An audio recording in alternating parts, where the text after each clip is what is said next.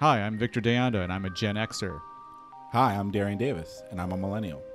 Join us now as we loop back in time to revisit the movies stuck inside of our heads.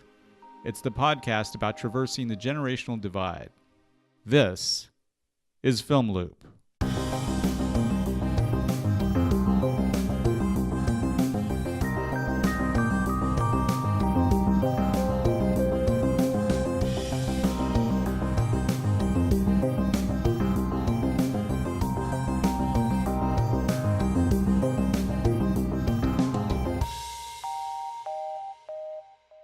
Hello, and welcome to episode 19 of Film Loop 2001, A Space Odyssey. Yes, it is the 50th anniversary of 2001, and that's what we're celebrating here. Yeah, we couldn't go by in this moment in time without dedicating an episode to one of the most epic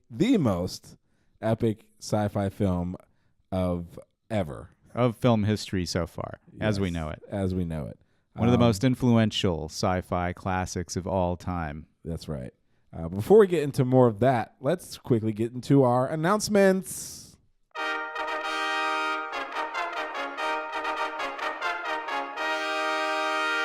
As you all know by now, we have a Spotify playlist. Victor, what do we have going on spinning there on our playlist this week? Well, for this episode, our picks are as follows.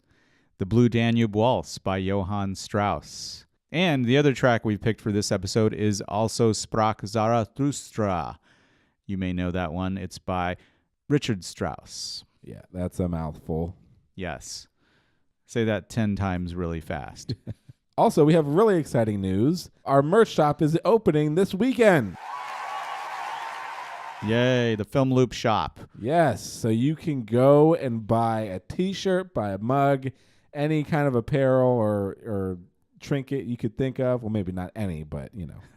How about a dad cap? Can I get a dad cap? Yes. You Nice. can get that. You can get a mug. Sweet. All of your sweet Film Loop merch. Nice. So you can be just decked out in Film Loop crap.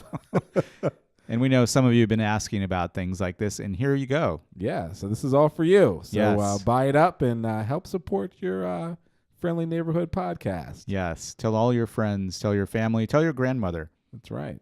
Also, don't forget, we are going to be running a giveaway on our social media channels. Don't forget to follow us on the socials. Yes, Facebook, Twitter, and Instagram. Look out, you might be a winner. So follow us there for more information. Also, don't forget, we've got a YouTube channel now. Woo! That's right. So you can find some of our past episodes as well as some of our current ones. You might even be listening to this episode on YouTube. Who knows? We like the YouTubes. Yes. All right. And last but not least, the most exciting news. Yes. Drum roll, please, because... Yes, you've heard about it before. We are going to be part of the Philly Podfest this summer. Woo! How about that? Yo, come on, man. That like deserves a real cheer. Huzzah! Let's get the hype going here. Yes. Yes, we are going to be out there ready to meet you guys on the road in Philly. We are going to be live and in person. You can see us up close. Yes. Don't forget to follow us on the socials at Film Loop Show, where we'll have more details regarding our Philly Podfest appearance. Stay tuned.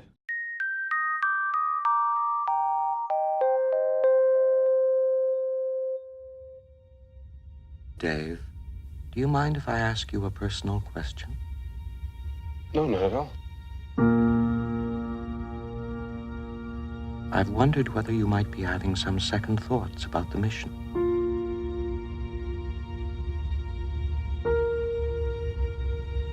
How do you mean? Rumors about something being dug up on the moon.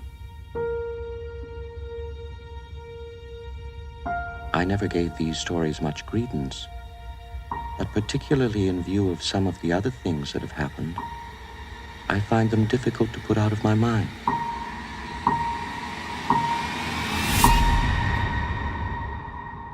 Open the pod bay doors, please, Hal. Open the pod bay doors, Hal. I'm sorry, Dave. I'm afraid I can't do that.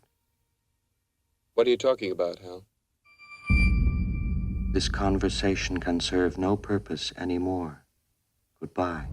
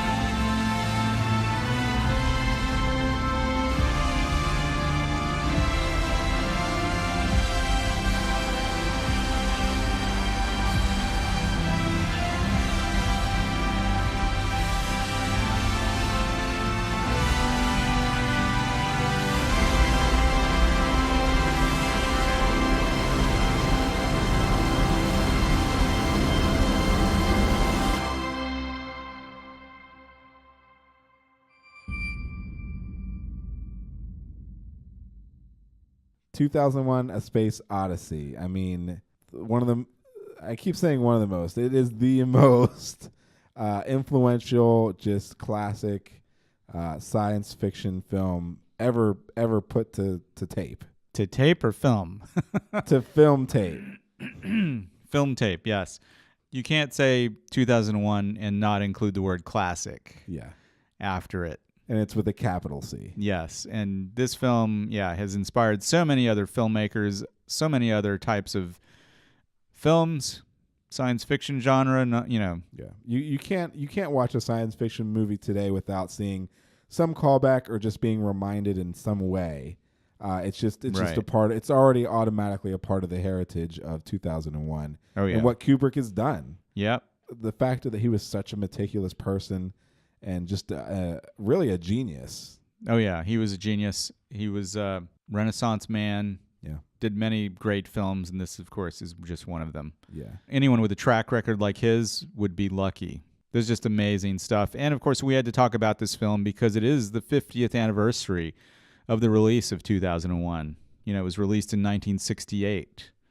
Hard to believe that it was 50 years ago, and so many of these things have kind of come true. Not everything in this film has happened, but a lot of it has. Yeah, there's some very prescient stuff in this. Well, in ways that I think were even now have happened beyond what I think anyone could have predicted then. Oh yeah, the whole rise of artificial intelligence. Yeah, space travel. Yep.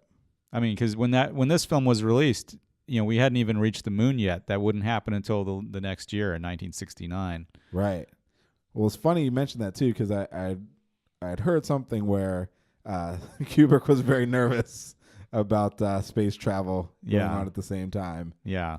Because he didn't want his work being illegitimized. Nope, and you've heard all the conspiracy theories about the moon landing being faked and that Kubrick actually shot those things. Really? Yeah, because apparently NASA showed up to the set of 2001 and was so impressed with the moon sets that they were like, wait, we need this guy. And I don't know if you've seen Room 227, is that what it's called? That documentary about The Shining?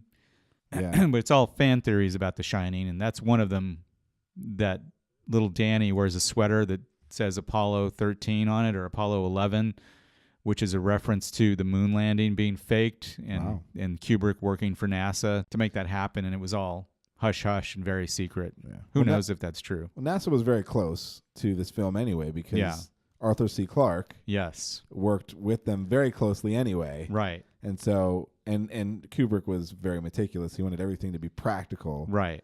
Like it could happen in real life. Oh, so, yeah, he's always like that, very meticulous. Yeah. With all of his films, he did tons of research on the subjects he was going to write about and write stories about. Yeah. So before we go any further, I mean, for those that don't know this movie, and if you don't know 2001: A Space Odyssey, you have to pause this podcast. Pause it now. Go watch it, find it, dig it out from a DVD store somewhere if they have DVD stores. Right. put it in and then come back because it's really, we can talk about it 5 days to Sunday, and it won't put into justice exactly what this film is. It's a visual feast. We could talk about this film for hours. Yes. And if you get the chance to see this on the big screen, please do. Yeah. There's no way quite like that to see this film. I've seen it a couple of times on the big screen in 70 millimeter, and nothing compares to seeing it that way. Yeah. Yeah. But for those who are sticking around, this movie is incredible. All right. So where do we start? Yeah. It was released in 1968. Stanley Kubrick wanted to make a space film. He had just made Dr. Strangelove. Yeah, which was a critical success, right? Right, yeah. And so he was wanting to make some kind of science fiction film. He sought out some different writers, and I think Arthur C. Clarke, he was introduced to Arthur C. Clarke at some point. Yeah. And they started working together, coming up with ideas, and he was looking at some of the short stories that Arthur C. Clarke had written. Well, Arthur C. Clarke had apparently presented some of his short stories to him, and to say, "Hey, here's some short stories. What do you think?" Yeah, and one of them was a short story called "The Sentinel." Yeah, used for, that was the inspiration, at least the beginning. Right. And so they decided to kind of write the novel, the book. Arthur C. Clarke wrote the novel for 2001, and Stanley Kubrick wrote the screenplay simultaneously. So they were both kind of writing different versions almost, because there's a lot more that happens in the novel that isn't in the film. Well, they had worked on both projects at the same time, so they were both writing the novel, and then they had switched to the screenplay together. Yeah, and then they had switched back to the novel. Exactly. So it was a lot of this incestuous, and I know that there was some talk about the way that they were going to put the byline. Yeah, it's like the film was going to be Kubrick and Clarke. Yeah. The book was going to be Clarke and Kubrick. Right, yeah. Yeah. So, but sharing information back and forth. They entered into this partnership, and they both kind of worked off each other. And I think I read somewhere that Kubrick really didn't like Clarke by the end of the project, and he was trying to get him out as much as possible. He even entertained ideas of bringing another science fiction author in. Yeah. To kind of finish up some of the work or do some rewrites or whatever, but no other sci-fi author would stand up because they felt that taking over for Arthur C. Clarke would be a crime. Yeah. I guess they honored that commitment that he had made. So let's get on to the movie then. Yeah. So, the cast and crew, right? There's some people here that you might not ever see pop up again in life. But obviously, for those that don't know, it's Keir Dullea as Dr. David Bowman. Keir Dullea. Dullea. I pronounce it as Dullea, yeah. As David Bowman. Yeah, Dr. David Bowman. Yeah, should have been Dr. David Bowie, but I like to think that's a little call out. Either way. You have Gary Lockwood as Dr. Frank Poole. For all you Star Trek fans, Gary Lockwood was on the original series. He played a guy named Gary Seven. Oh, look at that. You had William Sylvester as Dr. Haywood R. Floyd. Oh, yeah. Daniel Richter as Moonwatcher. Yes. He was the ape that kills, basically. Right. He's like the leader, and he's got a much bigger role in the novel, from what I understand. Okay. And, of course, you can't forget Douglas Rain, who is the voice of Hal. There would be no 2001 without Hal. Well, there would be. It just wouldn't be as interesting of a movie. No. Or as exciting. Oh, and you've got Ed Bishop, who plays the Ares captain. The Pan Am spaceship that takes Haywood Floyd to the moon. Yeah. He shows up in a Jerry Anderson series in the 70s called UFO. Oh, wow. Which is a cool series. Jerry Anderson working on real life there. Yeah. Live action. Nice. So, I don't know, Victor, let's go through some of our favorite scenes in this film. Oh, real quick, can I talk about the first time we saw this film? Yes. When's the first time you saw it? So the first time I saw this movie, I think was in high school. Again, I had a teacher who recommended this to me, and I remember picking it up. I had bought it actually because it was part of those days where I would spend my Saturdays all day in an FYE or Borders or whatever, and I just scanning through the DVD section. Right. And I found this movie. I bought it, brought it home, and watched it, and I was just I felt I was plastered to my couch. Yeah. And just kind of wide-eyed, just amazed at everything I was seeing. Yeah. And you were watching it alone or with your family? Oh yeah, I was just totally by myself. Nobody was going to sit down and watch this film with me. It was way too weird and obscure, and but it was right up my alley. Like, this is the exact kind of film I never knew I needed. Nice. And watching it and being inspired by the colors and the composition and just the intricateness and the message. Yeah. It just really stuck with me since I was 17. So nice. Yeah. How about you? I think I was a kid. I must have been like 9 or 10 when they actually aired this on ABC. It was a Sunday night, and they aired this movie on TV, and it was like a 4-hour event with commercials, because they cut to commercials, of course. Right. And I think my parents actually let me stay up to watch this, because it was a school night. I had to get up early the next morning. They had all gone to bed, and I was sitting there watching this movie. I mean, I started to fall asleep, but I was also scared, because parts of this movie really scared me as a kid. Yeah, you said you were 9? Yeah. It's horrifying. Like the whole, the music, especially during the monolith sequences, where it's like, that just freaked the hell out of me. So that's the first time I saw it. Yeah, and I should mention, this film will give you nightmares, and there's debate on that, right? Because some people are like, this is the most optimistic film they've ever seen. I don't know about that, but some people think that. We can talk about that. Yeah, some people think this is the most terror-inducing film they've ever seen. So, right. Either way, whatever you think, you keep to yourself and share with us. Tell us about it on the socials. Yeah. But yeah, what do you say? Let's get into the movie. What do you say? Favorite scenes? Talk about favorite scenes. All right, what's yours? Favorite moments? What's your first favorite moment? Well, I have to say I like. The opening of the film, right? I think it drags on because there's no dialogue. The Dawn of Man sequence. Yeah, Dawn of Man, which it drags on. It gets a little long. There's no dialogue. Sure. But the one part that I really enjoy, it's funny to me, but when the ape Moonwatcher specifically starts to discover like the tool, right, and like what it means, and like the physical acting, was so well done. Well, yeah, these guys were all mimes. They studied apes. They studied their movements.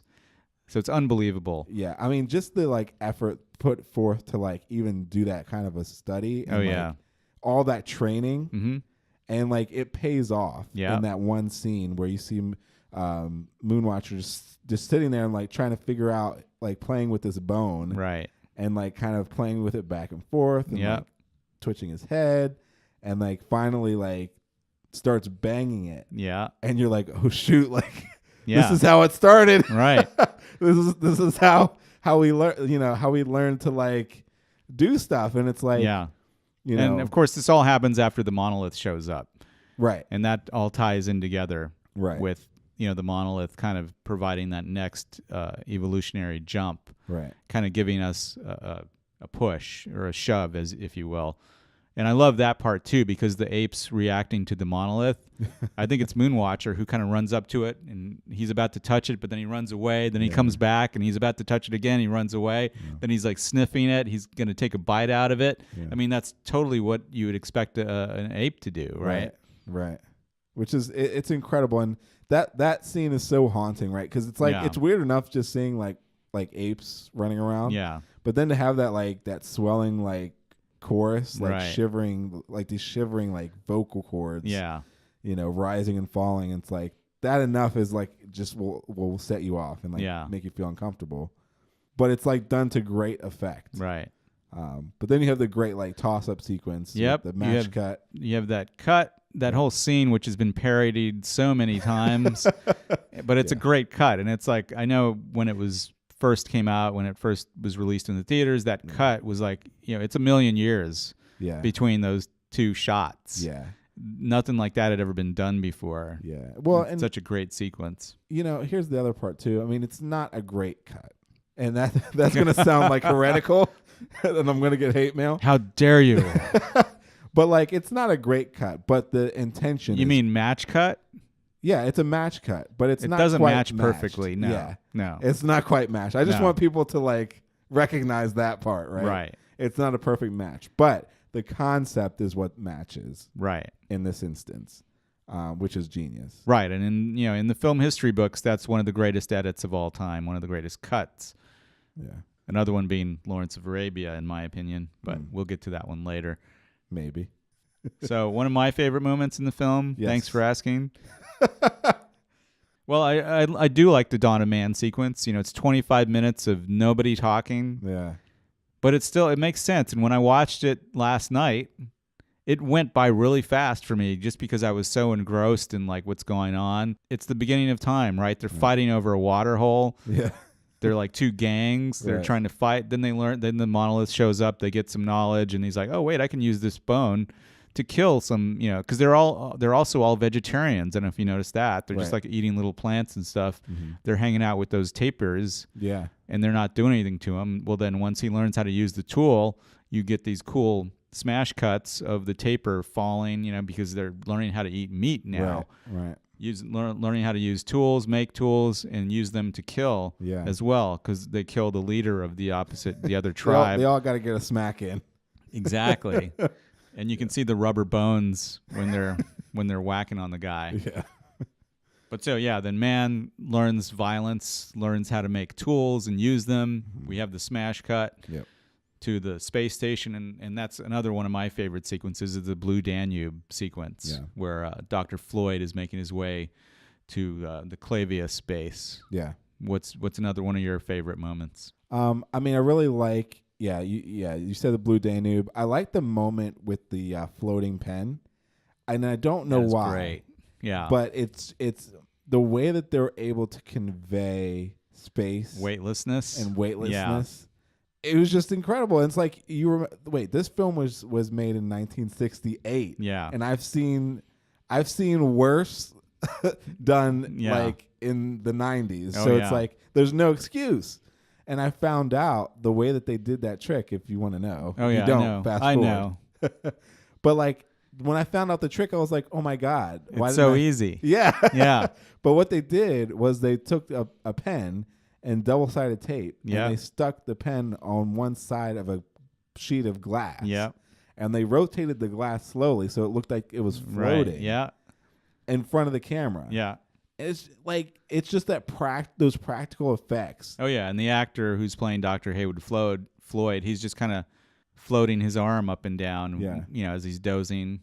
Yeah, it's incredible. But the other scene that's similar to around there is the scene with the flight attendant. Oh yeah, that's the famous shot the famous shot where she's going through and like she has her little tray. Yeah. And it's the sequence where the camera stays still, but you see her like walking up the wall. Yeah. And it's like that sequence is novel. It was novel for the time, right? Yeah. But you've seen it done so many times. Yeah. But still, watching this film and watching how it's done and the camera not cutting. Yeah. Just like you feel like you're watching it in real time. It's like the technical craftsmanship. Yeah. It just blows you away. I mean, I think NASA saw this film and thought he really shot it in outer space, Right. And that whole, how that works, right? That shot, the camera's mounted. It's like a Ferris wheel. The camera is bolted to the set. Yeah. The set is what's turning around, but the stewardess is stationary. She's in one spot. Right. And kind of turning it around like a hamster wheel, I guess. But since the camera's bolted to the set, that looks stationary and looks like she's going upside down. Yeah. Just classic, like, George Méliès's trickery. Yeah, simple camera stuff. Yeah. Simple, like, vaudeville smoke and mirrors. Right, and that's the big thing that Kubrick wanted to do, was he wanted to do all the effects in camera as much as possible. Yeah. And he even won an Oscar for the effects because it took him a year to do the effects, him and Douglas Trumbull, who we'll talk about later. Yeah. But yeah, that's another one of my favorite moments, the Blue Danube sequence. Just the sets in this film are amazing. When he gets to the space station. Yeah. Are you talking about the video phone? There's the video phone. That was who the little girl was. No, that's Vivian Kubrick, his daughter. Kubrick's daughter? Oh, one of his daughters. They filmed her first. Yeah. And so she was just kind of talking about whatever. Right. And he filled in the dialogue so that it made sense. What do you want for your birthday? And she says, I want to push, baby. I want to push, baby. Yeah. And so it just makes it seem more real. Yeah. And I love the thing at the end when he says, all right, tell mommy I called. And then he hangs up and it's like $1.50 or whatever. Yeah, it's like so practical. Like, Yeah. And it's like now we have Snapchat, well, Snapchat, but we also, you can do video conference on your phone. Google Chat, Google Hangouts. Google Chat, you can just call somebody video on your phone, whatever. It's like second nature now. I mean, we don't even think about it. But then it was like this huge thing. Yeah. It was so revolutionary. Or the whole voice identification thing too. Yeah. So what was another one of your favorite moments? Oh, there's just too many in this movie. I mean, I love the scene with the Russians, I'm not at liberty to discuss that. Yeah. That's just so indicative too of the time, the Cold War was still going on. Yeah, time then and the time now. Yeah, the Russians versus the US. Yeah. Hey, we heard that there's an outbreak on the base, if we don't know what it is, it could affect our base. It's like the standard political back and forth. Right. And what about you? What's another sequence? Yeah. Favorite moment? I mean, I love the moment too. Like, again, you talk about the sets, right? Yeah. The moment where, you flash forward. Yeah. And now it's 18 months later, and they're going into they're on the Discovery. On the Discovery, and you see that opening shot where you're rotating and you're watching him jog. Yeah, where Frank Poole is jogging along. Right. Again, yeah, that's another like Ferris wheel set. Yeah. There's a slit in the center of the floor. That's where the camera was mounted. So this time the camera was not mounted to the set, but the whole set was turning. Right. And so he's basically in place as incredible. The set rotates. It's crazy. Yeah, absolutely incredible.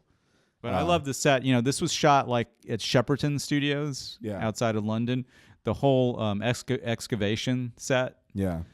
I love that moment too when Floyd, he goes up to the moon and gives his speech, and then they're flying to the area where they discovered the other monolith, the next monolith. Yeah.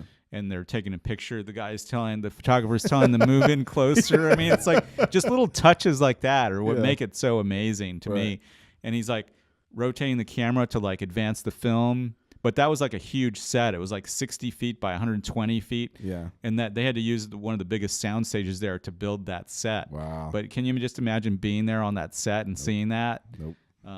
So then the sun hits the monolith and sends this radio signal towards Jupiter. And then you get that cut where it's the title, it says Jupiter mission 18 months later. Mm-hmm. And then you see the Discovery, and it's just awesome. Yeah, and then you get all these gorgeous shots of him in like the little halls and the pathways, and just all the framing in this film is just incredible, and the way that Kubrick is willing to take his time, and it's a very slow paced film. Right. I mean, there's not a lot of cutting. I mean, you're staying on shots for like minutes at a time. Yeah, and I mean, he wanted to really show you what space travel was really like, what it could be like. Right. It's kind of boring. Yeah. It's pedestrian. Yeah. Right. And that was a part of it. It's like, even when in toward the middle, when he was going up through, taking Pan Am, aerospace or whatever. Right. He's not looking out the window. No. He's not like trying to figure, see space. He's like, no, this is like commuting. Exactly. And you see that again when they're traveling from towards the excavation site. They're talking about food. They're talking, what kind of sandwich is that? Oh, chicken. Okay. Yeah. They're not even looking outside at the beautiful, lunar landscape. Yeah. It's background noise to them now. Yeah. And you see that again on the Discovery when, you've got the three frozen scientists, right? They're in hibernation. Mm-hmm. And you've got Frank Poole and Bowman, Dave. They're each, I guess one of them sleeps while the other guy's up and does their necessary operations, whatever. Mm-hmm. But they're doing different things. Like Frank jogs. He's more of the physical guy. And Dave is like sketching the other doctors. And then we see Hal. Yeah. Hal's first interaction. Oh, can I see that? Yeah. Can you move it closer? Yeah. And that's like the beginnings of like voice UI and AI. So then let's use that as a segue, right? Yeah. So let's talk about some of the themes in this movie, Yeah. right? So you're mentioning, artificial intelligence, right? Which gets at a bigger theme, but like Hal is like incredible in and of itself. Yeah. And the way that they kind of conceived of that. Oh yeah. And I think there was one point where like Clark said Hal was supposed to stand for like heuristic algorithm 9000 or something like that. Right. But like the personality that Hal is given throughout the film, and the degradation of that. Well, he's got more personality than any of the humans in the film. Right. And there's also a theory, fan theory, whatever you want to call it, was Hal, H-A-L. If you take the letters IBM and take the 3 letters before that, it adds up to Hal. Oh, wow. Yeah. That's very intricate. Yeah. Work there. Yeah. That's one of many themes in this. One is like evolution. Mm-hmm. Like, how did we get to where we are? Was it alien inspired? Because that's what this movie implies. Yeah. That it was an alien intelligence that put these monoliths in certain places, and when we were ready to absorb that knowledge, we would get it from the monoliths and then take another leap, to the next step, eventually leading to them, basically. Right. Well, and that's the other part too, right? I mean, you talk about artificial intelligence, and you talk about intelligent life, right? And then you get into the conversation of, well, what's creating this intelligent life? Who is the creator and who is the creation? Right. Right. Yeah.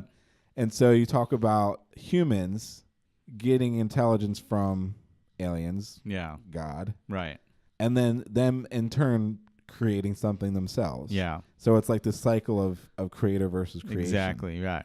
And then they create Hal. Yeah. And now the humans are the creators in this instance, and Hal's the creation. And so now you have this cycle of intelligence and humans, their creation kind of rebelling against them, just they're rebelling against their creator. Right. It's like kind of a Frankenstein. Right. Concept. It's a Frankenstein loop. Yes. I like to call it a Shelley loop. Nice. Yeah. But yeah, I mean, and again, like you said, are they aliens or whatever these beings are? Are they God in this? It's possible. This concept, right? Yeah. And I mean, I read even Kubrick consulted with Carl Sagan. Yeah. About extraterrestrial life, and he asked Sagan, what do you think these aliens would look like? Yeah. And Carl Sagan said they would look nothing like we can imagine. Right. And so that's why another reason I think you never see any of the aliens. Nope. And that just makes it even better. Yeah. Because you can only imagine what they might look like. I think you kind of hear noises at the very end, which we'll get to. You hear some like alien noises when Dave's at the very end of the movie, the last 10 minutes. Yeah. But you don't know. No, not at all. And that's the thing is like, then you talk about like agency and free will, right? Like, and that creepy moment too, where Hal is like, Hal is starting to realize that it has its own fallacies. Like in the beginning, Hal says, like I'm the most perfect machine that's ever been created, right? And there's nothing, no mistakes. I don't make any mistakes. The 9000 series has never produced a mistake. Right. It must be human error. That's what he says later. Right. But then he realizes that in the knowledge that Hal has, right, it realizes that there's a fallacy, that it can no longer maintain its perfection because it has knowledge that is keeping it from doing the thing that it doesn't want to do, which is it's going to have to wake up the people, but it doesn't want to because it's going to kill them, basically. Well, he becomes sentient, basically. Right.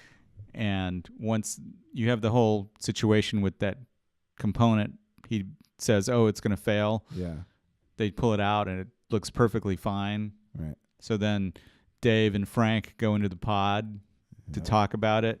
He's reading their lips. Yeah, and he's reading their lips. And that's when Hal flips. That's when he goes crazy because he reads their lips and discovers that they're going to shut his higher brain functions off. Right. And so, that's that human fight or flight, right? Yeah. It's like self-preservation. Exactly. Like we're going to fight back and try to maintain our existence. Right. Why else would men explore space in the final frontier if only to maintain their existence as a species? So then you get that great sequence where Frank goes EVA. He's going to replace the component. Yeah. And Hal, you see the pod turning around because Hal is controlling it. Yeah. And then it's like a series of smash cuts. You don't see exactly what happens, but the next shot is Frank frantically pulling his oxygen tube and flying out into space. Yeah. And Dave's like, whoa, what's going on here? And so he gets into a pod on his own and goes after Frank. And of course, Frank's already dead by this point. Yeah. And then he comes back, and then you have that famous sequence where he says, "Open the pod bay doors, Hal." Right. I Which can't now do you can that, ask Dave. Alexa. Yeah, which I've done many a time Yeah. just for my own personal entertainment. I'm sorry, Dave. I can't do that. Yeah. Hey, it was pretty good. And what about January 12th, 1992? Do you know what date that is? January We discover 12th. later in the film. What's And they that? actually celebrated it. Did That was they? the date that HAL 9000 was born. yeah, Oh, when he became operational. yeah. Wow. Interesting. But so yeah, there's the themes of like creation, artificial intelligence, technology. Is it good or bad? Yeah. I think in Kubrick's mind, it's bad, like too much technology. But he also kind of makes fun of it because you see like the zero gravity toilet Yeah. on the plane. It's like you must read all of these instructions. Yeah, And it's like you got to read all these instructions and you have to pee. right. You got to be careful in space. Yeah. But even that too, right? Like so then you get into the Stargate, right? So are we going to go there now? Yes. Are we going into the Stargate?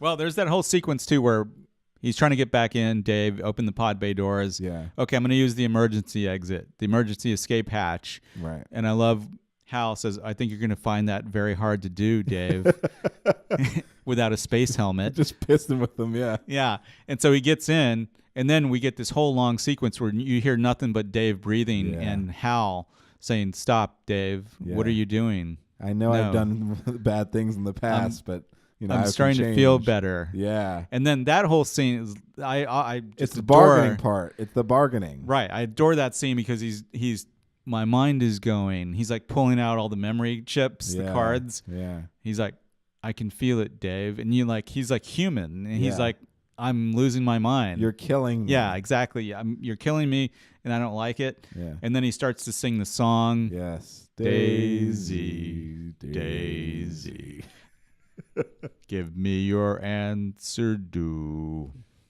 I'm half crazy, all for the love of you. Wow. Anyways, and then you get the transmission. Right. It's Dr. Floyd. He's like, "Now that you've reached Jupiter space, the real story can be told." Yeah. And then, so none of them knew what was going on. Hal is the only one. He says, "This Right. information has only been known to your HAL 9000 series computer." Right. So now you find out the synopsis, what happened. Neither Frank nor Dave knew what the real mission was. They just Right. knew they had to get to Jupiter. Now he knows. And so he gets into a pod, heads Just to out. find intelligent life, right? Right. And so they're at Jupiter, and there's like a couple of monoliths floating around. And that's when we go into the trippy part of the movie. Yes. And apparently it was a big hit with the counterculture and the hippies in Yes. the 60s. Yes. And this is the part they came for. And you Right. had some great groundbreaking effects here. Douglas Trumbull, he pioneered the slit scan photography, which is really cool technique. I don't know if you read about that. Yeah. Yeah, which is like, generating different lights and things onto the actual film itself. Yeah. It's like a piece of black background or whatever, paper with a small slit, a Yeah. very tall, tiny slit in it, and you're flashing different colored lights. Yeah. And the way it exposes on the film as it reaches the camera. Yeah. It's pretty incredible. cool. Incredible stuff. And then you end up, in that weird room. Yeah. So what did you think that was? What's your take on that? So like the end of the film? Yeah. Yeah. So for me, part of me is like, it's like this purgatory, but I've read that there's a sense that it's like a cage. Right. And like the aliens have now kind of trapped this human and they're studying it. Right. Him. Yeah. They're studying Dave, and basically he's like wasting away. It's just like He's wasting away. time is going by and he's Right. getting older. Yep. And the monolith is just, peering over him, and just like, just this stoic shape, just kind of like, basically it's like indifferent to his existence, and it's like, I was here before you and I'll be here after you. Interesting. Yeah, it's pretty, and that's the kind of like alarmist or like nihilistic kind of viewpoint Right. of this whole film. It's like existence will go on and humans are like a blip Right. on like the scale of existence. Puny earthlings. Yeah, because I've read several theories, that it's an alien zoo Yeah. that he shows up at. So he travels through the Stargate or whatever you want to call it. That's where all the whole light show comes into play. So the aliens are basically transporting him, right? They're pulling him through all this universal whatever time tunnel, whatever you want to call it, Asgard, The Bifrost. the Bifrost. Sorry. And so he finally gets there. Then it's a really cool series of shots where he's kind of looking at himself. Yeah. And then you forget about the earlier self, and now you're seeing him, and you're seeing this progression as he's getting older. Right. And the theories I've read is, it's an alien zoo because at that point you hear those voices. They're kind of muffled. It's just like these weird alien sounds. Yeah. And they're observing him. Yeah. They've got him in this cage, whatever you want to call it, a zoo. They're just curious about him. He's made it this far. Hey, we gave you all the tools you needed to get here, and now you're here. Yeah. So now we're going to observe you. Yeah. And then there's a great moment where he's eating dinner, and he's got the glass of water, the champagne flute, whatever it is, and he knocks it over. Yeah. And it falls onto the ground and breaks. And that's a big symbol I've read, is that it's human infallibility. Humans aren't perfect. Right. They're going to break things. No. And so the aliens are learning this about us, is what I've read. Interesting. One theory. And then, of course, he gets older and older. The monolith appears to him again. He reaches out towards the monolith. The camera trucks into the monolith. Well, that almost becomes like Michelangelo, like Sistine Chapel, right? Oh, like yeah. He's man reaching out to God. Yeah. Yeah. And then he becomes a star child. Which whatever that means. He's a big giant space baby. In a little, what do you call it? the thing, the womb, whatever. Star child. Oh, like a big embryo or what? Yeah. And it's like, slowly like gazing onto the earth. And, it's very ominous, right? Because is it there to like bring new life or to like destroy the earth? Right. And another thing I read originally, like that cut where the ape is throwing the bone, and then we cut to that. You don't know what it is. It's a space vehicle. Originally, it was supposed to be some bomb in space. Yeah. And they were circling the Earth. And when the Star Child appears at the end, he basically detonates all of those space bombs, whatever you want to call them, destroying them and keeping Earth from destroying itself. Right.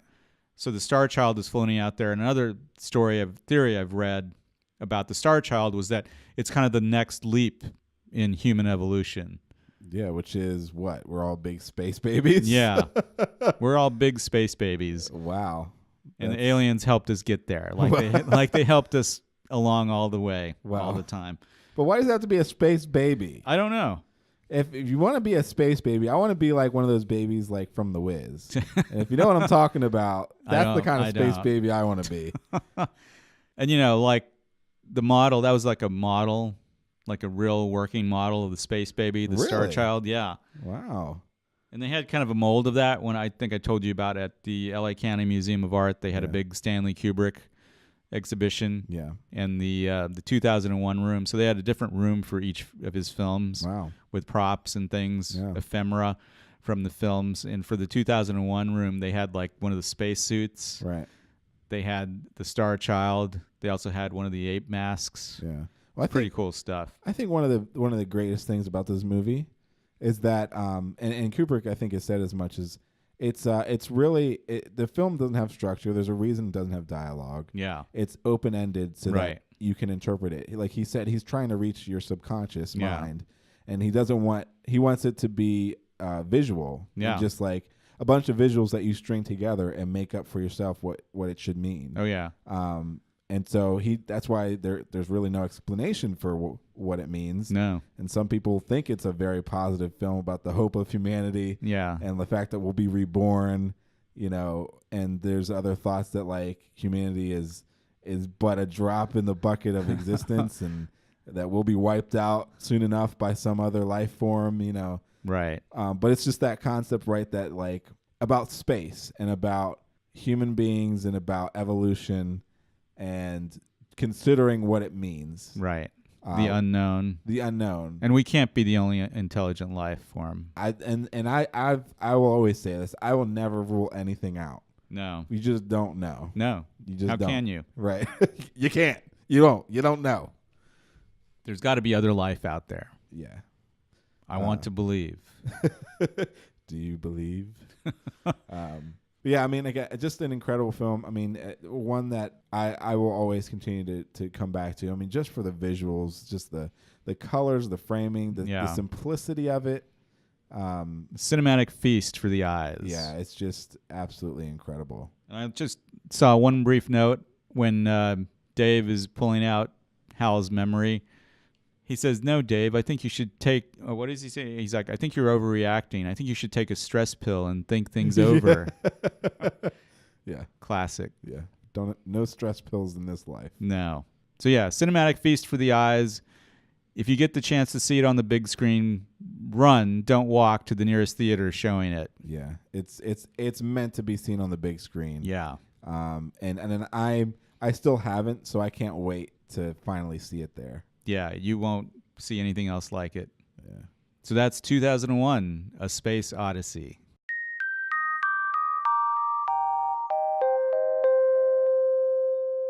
All right, so 2001, A Space Odyssey. We've talked about it, we've discussed it, and now it has sadly come to an end. Sad face. So, moving on to our next episode, Victor, what do we have coming up? Join us next time when we talk about two thrillers set in Philadelphia. One about a time-traveling convict, the other about an ill-fated movie sound man. See you then. Well, that does it for another episode of Film Loop. Thanks for joining us. If you like what you heard, leave us a review on iTunes. It really helps us out a lot. For references and links mentioned in this episode, visit us online at filmloopshow.com. Don't forget to share your thoughts and comments and follow us on Facebook, Twitter, and Instagram at Film Loop Show. We'd love to hear from you.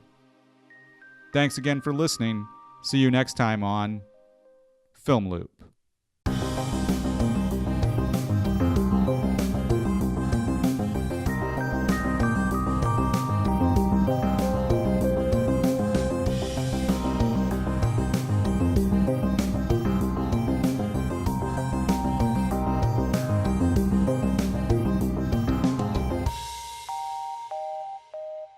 Daisy, Daisy.